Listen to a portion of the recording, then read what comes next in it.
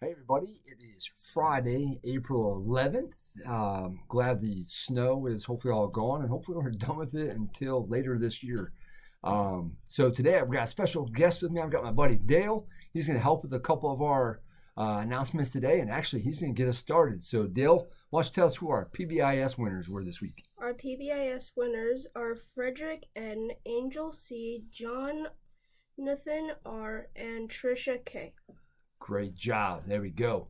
So lots of happy kids with their Friday meals. Had some new ones. There was a lot of pizza last week, but kind of all over the place. This week we had some Taco Bell, Culver's, Dairy Queen, Subway.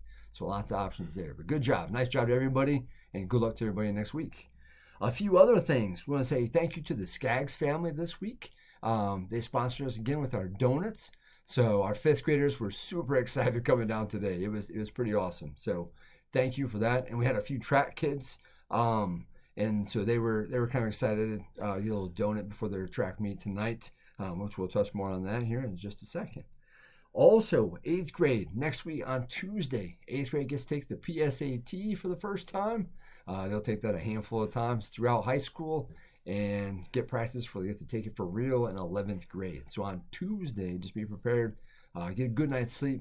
A good night's bit of sleep there on Monday night and be all ready to go on Tuesday.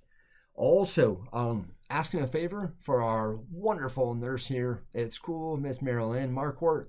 If you could, if you have a chance to do that parent telehealth survey, it's great feedback for Mrs. Marquardt as she does so many things for us, and Mrs. Hamlin too, is our social worker that kind of partners along with her through our local hospital, and just a huge help for kids that are sick or just need a little TLC at times there. So if you could do that, we'd appreciate it. Also, kind of a cool thing this week, our peer-to-peer program kids went and presented in all the P2 times during Positivity Project time.